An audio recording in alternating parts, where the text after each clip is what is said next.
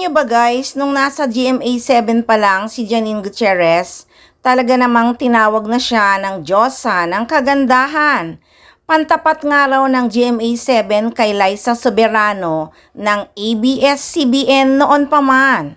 Beauty queen material talaga ang tawag kay Janine Gutierrez, modelo ng kabataan.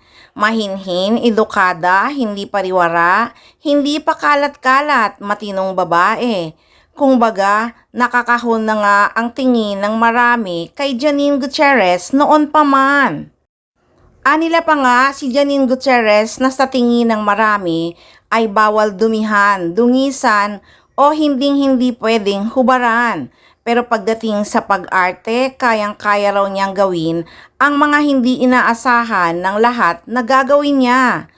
Yan nga ang deklarasyon ni Janine Gutierrez sa guesting niya noon sa online show ni Ray Pumaloy, ang Abante Liling, na mapapanood noon sa Facebook page ng Abante News Online at Abante Tonight YouTube.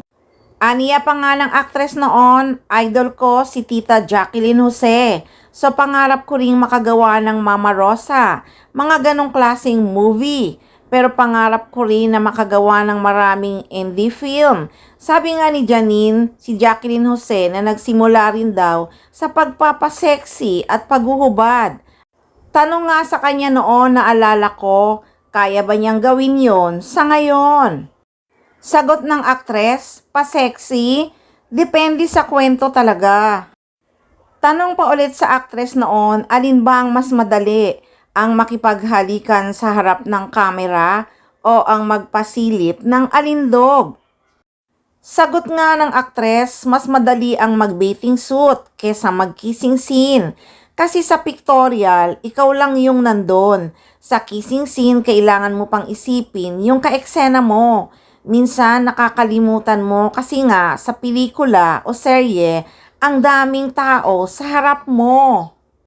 At saka yung pagbe-bathing suit at pagpapasexy, ginagawa ko naman yon. Makikita nyo naman sa social media account ko. Dagdag pa nga ng actress noon, sa tingin ko naman pwede. Basta depende talaga sa kwento. So ayan guys, payag naman talaga si Janine Gutierrez na magpa-sexy sa isang project. Depende daw talaga yon sa kwento.